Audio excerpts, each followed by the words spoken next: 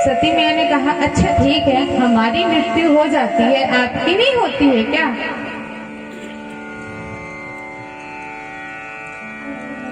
भोलेनाथ कहते हैं कि मेरे पास अमर कथा है जिसका प्रताप ऐसा है कि मेरी मृत्यु कभी नहीं होती।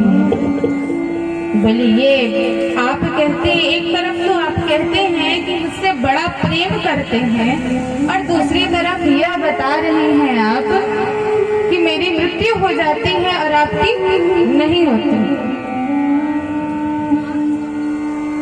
अब तो मुझे भी वह अमर कथा सुननी है, अब तो मुझे भी वह अमर कथा आप सुनाइए। भोलेनाथ कैलाश पर्वत पर विराजमान हैं, भोलेनाथ वक्ता स्वरूप विराजमान हैं और माँ सती श्रोता स्वरूप विराजमान हैं। क्योंकि यह अमर कथा है, इसे जो भी सुन ले मन लगाकर वह अमर हो जाता है। और कदाचित यह दुष्टों को अगर सुनने मिल जाए तो वह तो राहु और केतु के समान हो जाएगा। इसलिए ये इतनी आसानी से मिलने वाली कथा नहीं है।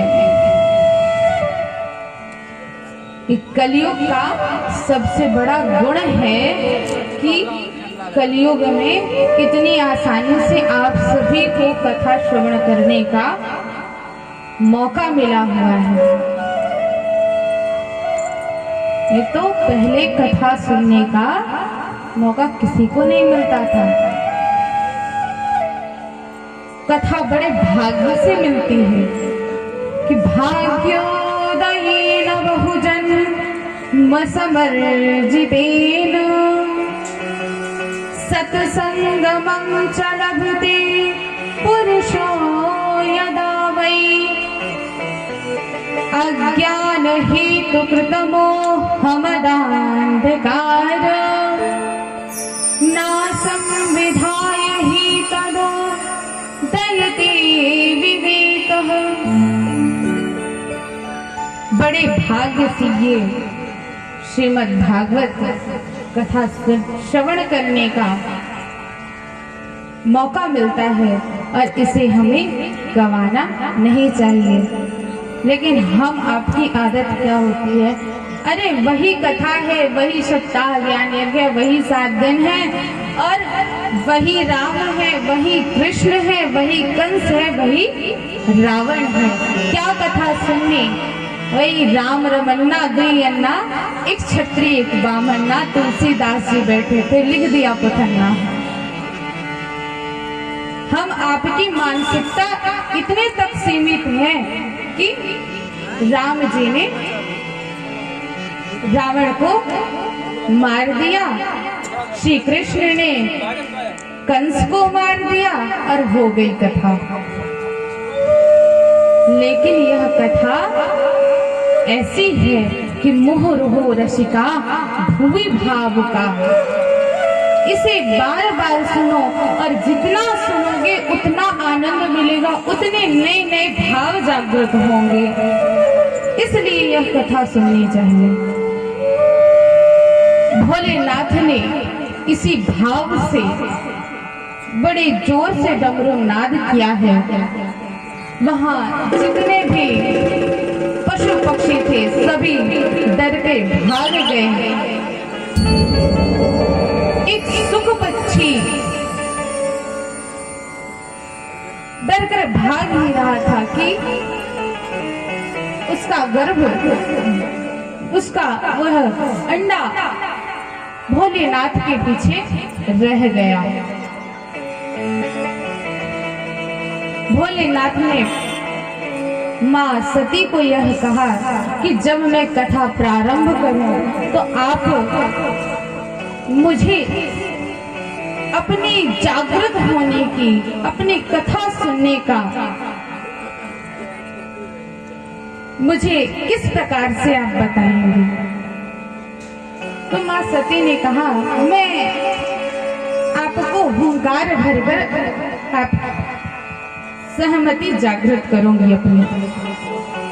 भोलेनाथ ने कहा ठीक है, क्योंकि भोलेनाथ आंख बंद करके कथा कहते हैं और उनकी कथा अगर एक बार प्रारंभ हुई तो वह दोबारा नहीं रुकती। अब पहले दिन की कथा हुई, विश्राम हुआ,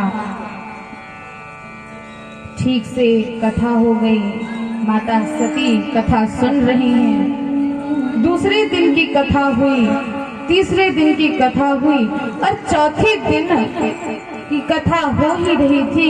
ठाकुर जी का जन्म हुआ ही था कि सती मैया की आंख लग गई। तब तक उस शुक पक्षी का प्रादुर्भाव हो चुका था, उसका जन्म हो चुका था और उसमें जीव प्रादुर्भाव हो गया था। अब वह कथा सुनते सुनते इतना मगन हो गया। और शुक का स्वभाव होता है कि आप जैसा बोलेंगे वैसा वह सुनता है और वैसा ही वह कहता है। सीताराम सीताराम अगर घर में कहा जा रहा है तो वह शुक भी, वह तोता भी सीताराम कहने लगता है। लेकिन अगर किसी कसाई के यहाँ तोता रह जाए तो वह मारो काटो सीख जाता है, क्योंकि कसाई भी यही कहता है। तो तोते का स्वभाव होता है कि आप जैसा उसे सिखाओगे, जैसा उससे कहोगे, वैसा ही वह सुनकर कहता है। चौथे दिन की कथा में जब सती जी की निद्रा लग गई तब वह शुक पक्षी कथा सुन रहा है और भोलेनाथ उस सहमति दे रहा हुंकार भरते हुए। कथा चौथे दिन की हुई, पांचवें दिन की हुई, छठवें दिन की हुई और सातवें दिन की जब कथा का विश्राम हुआ, भोलेनाथ ने जोर से डमरू का नाद किया और कहा, बोलिए कृष्ण कन्हैया लाल की। माँ सती की नींद खुल गई। अब मैया जागृत होते ही कहती है, महाराज तो फिर क्या हुआ? भोलेनाथ ने कहा, क्या हुआ मतलब क्या?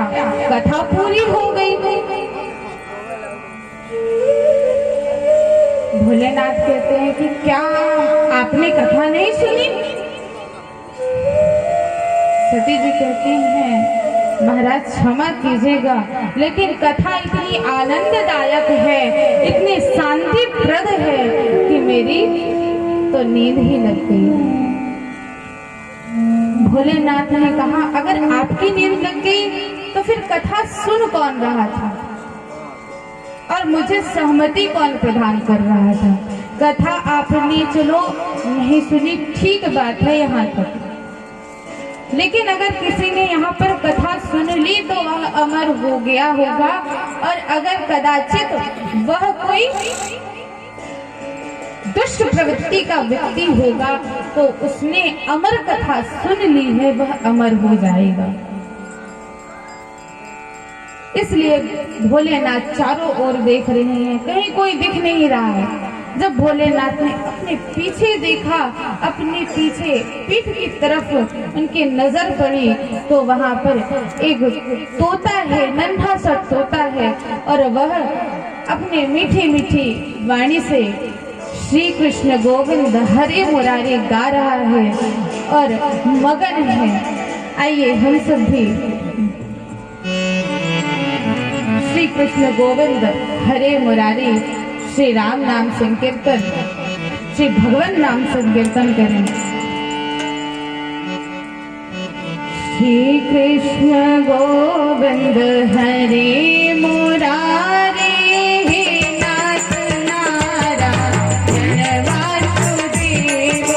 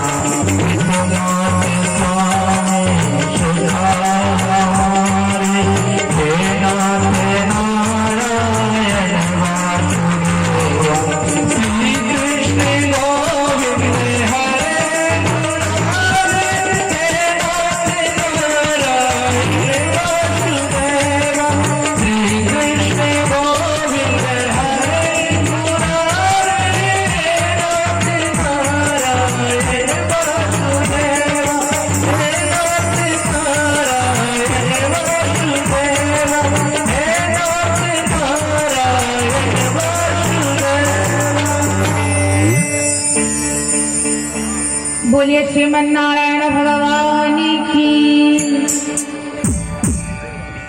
इतने सारे लोग हैं, थोड़ा तो मेरे तक तो आवाज आए। बोलिए सच्चिदानंद भगवान की।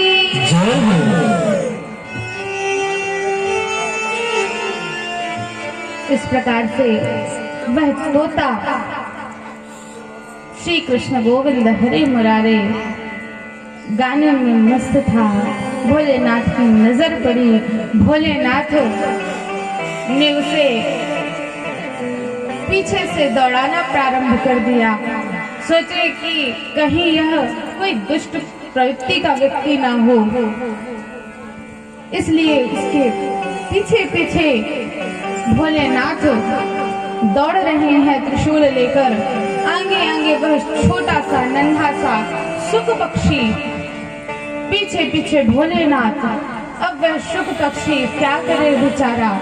उसी समय शाम्याप्राश आश्रम में वेदक व्यास जी की पत्नी विक्टा देवी जौहाई ले रही थी। वह छोटा सा नन्हा सा शुक पक्षी विक्टा देवी के मुख में प्रवेश करके उनके गर्भ में चला गया। अब भोलेनाथ आए। भोलेनाथ ने वेदव्यास जी से पूछा कि कहाँ गया वह शुक पक्षी, आपने क्या देखा है। वेदव्यास जी कहते हैं कि एक शुक पक्षी तो हमारी देवी जी के गर्भ में चला गया है। वेदव्यास जी निवेदन करते हैं कि आप बाहर आ जाइए, आपको कोई कष्ट नहीं देगा। लेकिन वह शुक पक्षी बाहर नहीं आता।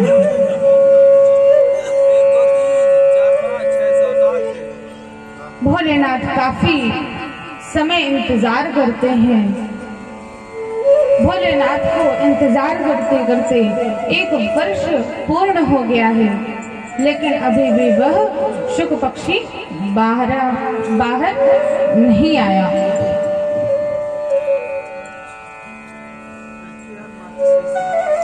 भोलेनाथ चले गए। उन्होंने सोचा कि जब भी आएगा तो इसका इंतजाम कर लिया जाएगा। भोलेनाथ कैलाश को चले गए। इधर विक्टा देवी के गर्भ में भगवान शुकदेव 12 वर्ष तक रहे। अब विक्टा देवी को कष्ट होने लगा है। विक्टा देवी ने अपने पति देव से निवेदन किया कि आप इसका कोई उपाय कीजिए, जी अब मुझे बहुत कष्ट हो रहा है। विक्टा देवी का शरीर बड़े तेजों में हो चुका है, क्योंकि उनके अंदर एक भक्त का प्रादुर्भाव हो चुका है। एक भक्त उनके गर्भ में है। उसका तेज विक्टा देवी के मुख से दिख रहा है।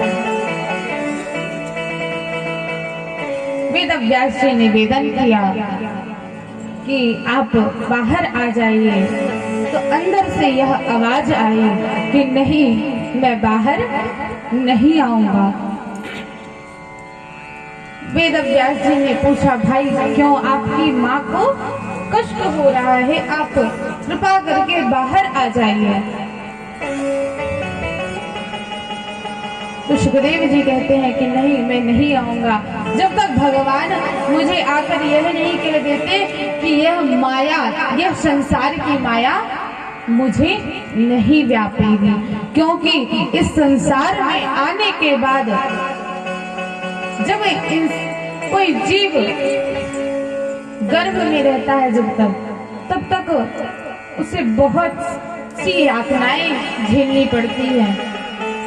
माँ जो भी खाती है उसका प्रभाव उस जीव पर पड़ता है। कई माँ ने कुछ गरम खा लिया तो उस जीव को प्रभाव पड़ता है, उसका देह जलता है। कोई ऐसी चीज खा ली जिससे उस जीव को कष्ट होता है। तो इस प्रकार गर्भ की स्थिति होती है, उल्टा लटका हुआ जीव होता है। लेकिन जैसे ही वह बाहर आता है, उसका जन्म होता है, वह तय में मोर मोर तय माया में फंस जाता है। यह मेरी माँ, यह मेरे पिता, यह मेरा अपना, यह मेरा पराया, इस भाव में वह आ जाता है। जबकि वह जब जन्म लेता है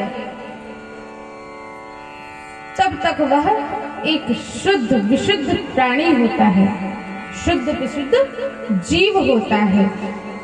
जैसे जब बादल से पहली बूंद गिरती है तो वह बड़ी ही स्वच्छ होती है, लेकिन जैसे ही वह नीचे गिरती है धूल में, वह धूल उसे इस तरीके से अपने में लपेट लेती है कि उसमें फिर उस विशुद्ध जल का अस्तित्व नहीं रह जाता। कि भूमि पर आभा ढावर पानी, जिम जी वही माँ या लपटानी। जिस प्रकार से एक शुद्ध जल पर धूल लपट जाती है, उसी प्रकार यह जीव जैसे ही जन्म लेता है उसे संसार की माया जकड़ने लगती है, अपने पराये की भावना जकड़ने लगती है।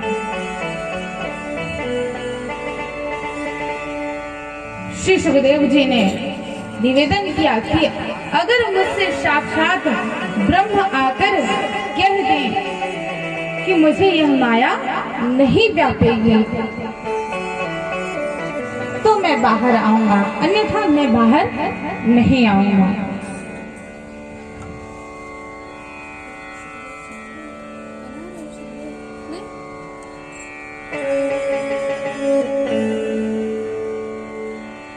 साक्षात सच्चिदानंद घन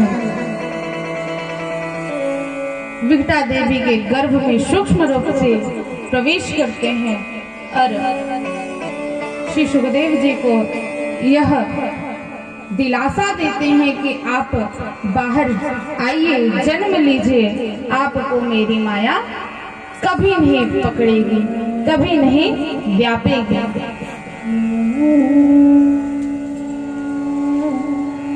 सुखदेव जी का जन्म हुआ है। सुखदेव जी जन्म लेते ही वन की ओर चले गए। वेद व्यास जी बार बार पुत्र पुत्र कहकर पुकार रहे हैं। वन की ओर सुखदेव जी जा रहे हैं, लेकिन वे पीछे मुड़कर देख नहीं रहे हैं। वेद व्यास जी चिल्ला रहे हैं कि ये पुत्र रुक जाओ, रुक जाओ, लेकिन सुखदेव जी नहीं रुकते। एक जगह पर ऐसा कौतूहल होता है कि बहुत सारी स्त्रियां सरोवर में स्नान कर रही होती हैं। सुखदेव जी उनके पास से निकल जाते हैं, लेकिन उन स्त्रियों को कोई प्रभाव नहीं पड़ता, कोई फर्क नहीं पड़ता। और जैसे ही वेद व्यास जी उस सरोवर के पास पहुंचते हैं तो ये स्त्रियां सभी अपनी वस्त्र ढूंढने लगती हैं, लज्जा में आ जाती हैं। वेद व्यास जी यह देखते हैं तो उन स्त्रियों से कहते हैं कि ये कैसी बात, ये कैसी लज्जा।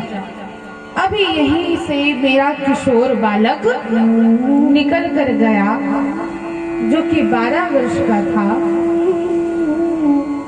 आपने उसे देखकर कोई लज्जा नहीं की, कोई फर्क आपको उससे नहीं पड़ा, लेकिन जब आपने मुझे देखा जो कि मैं आपके दादा के बराबर हूँ, वृद्ध हूँ, मुझे देखकर आप लज्जा कर रही हैं। तो वे स्त्रियां कहती हैं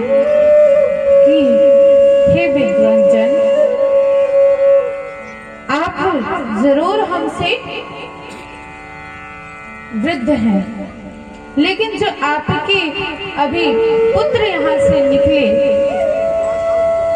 वो भले ही किशोर अवस्था में हैं, लेकिन वो ऐसे विशुद्ध प्राणी हैं जिन्हें संसार की कोई भी माया नहीं व्यापती है।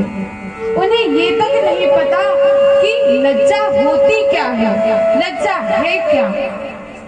तो हम उसे देखकर लज्जा क्यों करें, जब उन्हें पता ही नहीं कि यह लज्जा होती क्या है। तो ऐसे विशुद्ध हैं कि जन्म लेते ही उन्होंने पीछे मुड़कर नहीं देखा, अपनी माँ को नहीं देखा।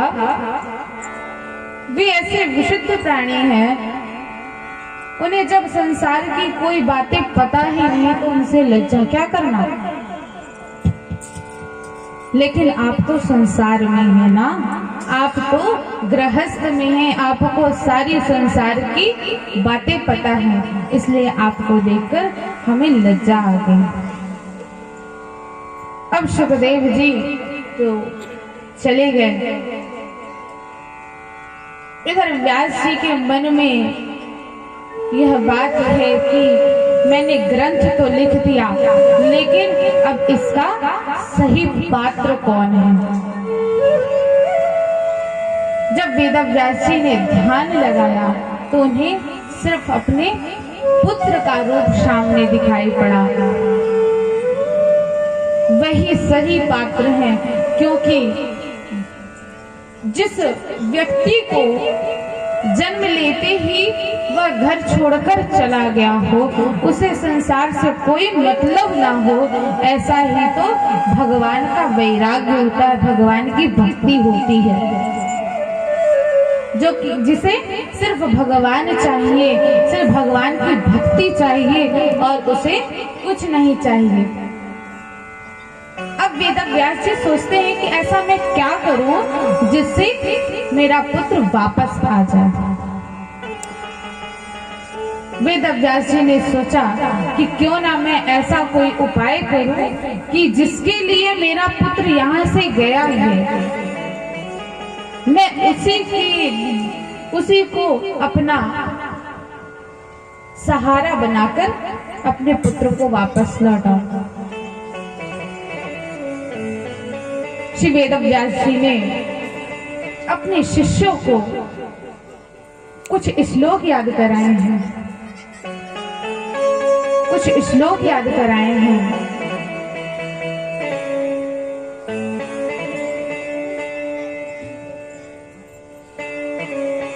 कुछ श्लोक याद कराए हैं और अपने शिष्यों को यह कहा है कि तुम सब जाओ और सभी निर्जन वन में यह गुनगुनाते फिरते रहना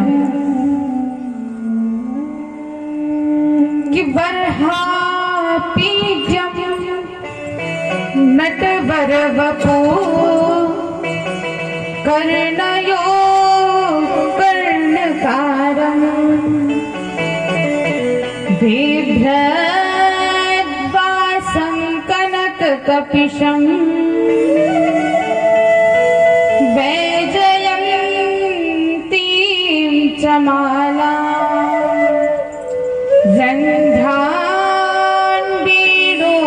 रन्ध्रान्वीडोरधरशुदया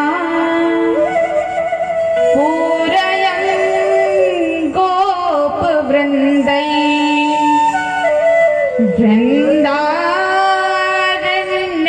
स्वपदरमणम् प्राविशद् कीर्तिकीर्तिम् प्राविशद् कीर्तिकीर्तिम्।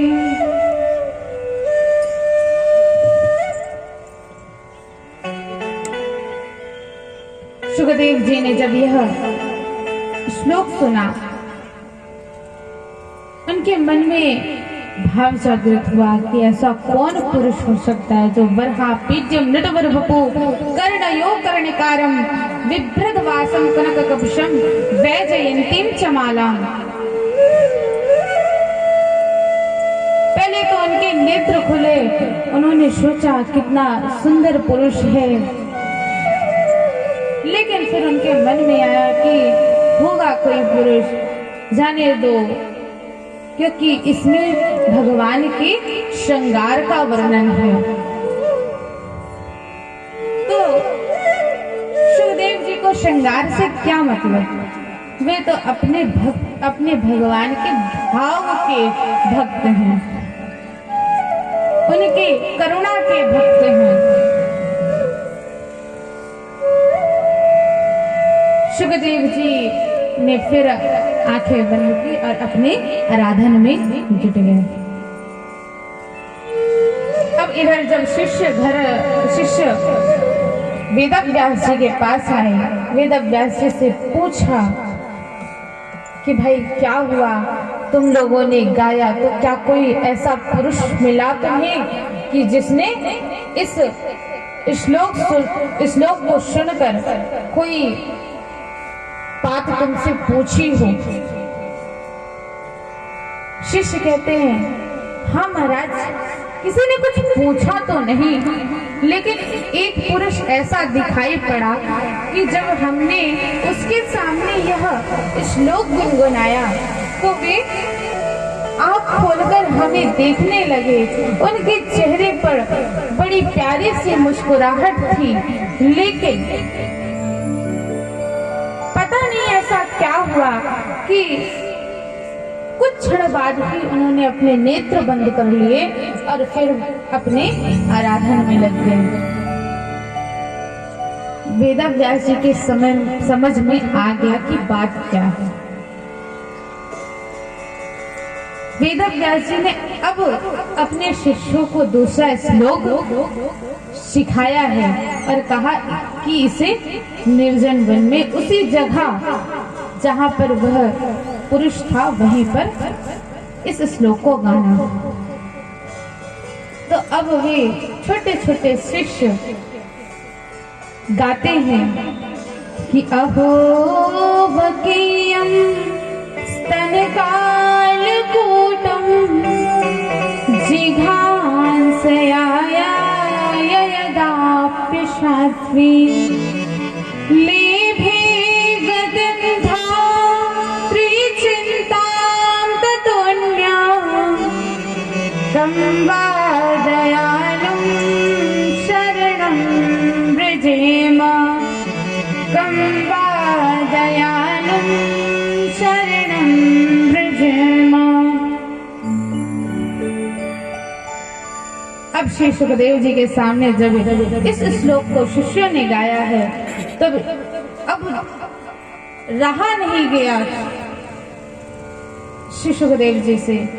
अब उन्होंने उस शिष्य से पूछा है कि भाई तुम हो कौन, तुम्हें ये प्यारे प्यारे श्लोक किसने रटाए हैं, और गाओ और सुनाओ।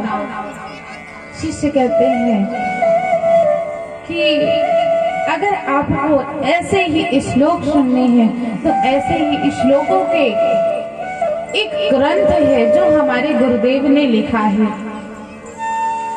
और हमारे गुरुदेव से आपको अनेकों श्लोक सुनने को मिलेंगे। सुखदेव जी तो अब श्लोक सुनने के लिए, भगवान के भक्ति के लिए उन शिष्यों के साथ वापस लौट रहे हैं। वही सुखदेव जी जो लौट गए थे, इसलिए लौट गए थे कि संसार की माया उन्हें व्यापे ना। आज वही सुखदेव जी अपने पिता के पास आ रहे हैं, इसलिए कि उन्हें कथा मिले, उन्हें श्लोक सुनने को मिले, भगवान की भक्ति मिले। श्री सुखदेव जी आए हैं, लेकिन वेदव्यास जी ने उन्हें अभी कथा नहीं सुनाई। वेदव्यास जी ने कहा कि पहले सही पात्र बन जाए मेरा पुत्र, तब मैं इसे कथा सुनाऊंगा, नहीं तो संसार के लोग कहने लगेंगे कि भला बताओ, इतना प्यारा ग्रंथ लिखा है, इतनी आनंददायक ग्रंथ लिखी और अपने ही पुत्र को बह दे दी। इसलिए वेदव्यास जी ने पहले अपने पुत्र को परीक्षण के लिए भेजा है राजा जनक के पास। राजा जनक के पास श्री सुखदेव जी गए हैं। राजा जनक जी के पास ऐसी पत्रिका वेद व्यास जी ने भिजवाई है कि मेरा पुत्र आ रहा है, आप उसकी परीक्षा लीजिए। जनक जी ने समझ गया कि क्या बात है और उन्होंने उनके परीक्षण की पूरी व्यवस्था कर ली। श्री सुखदेव जी द्वार पर खड़े हैं।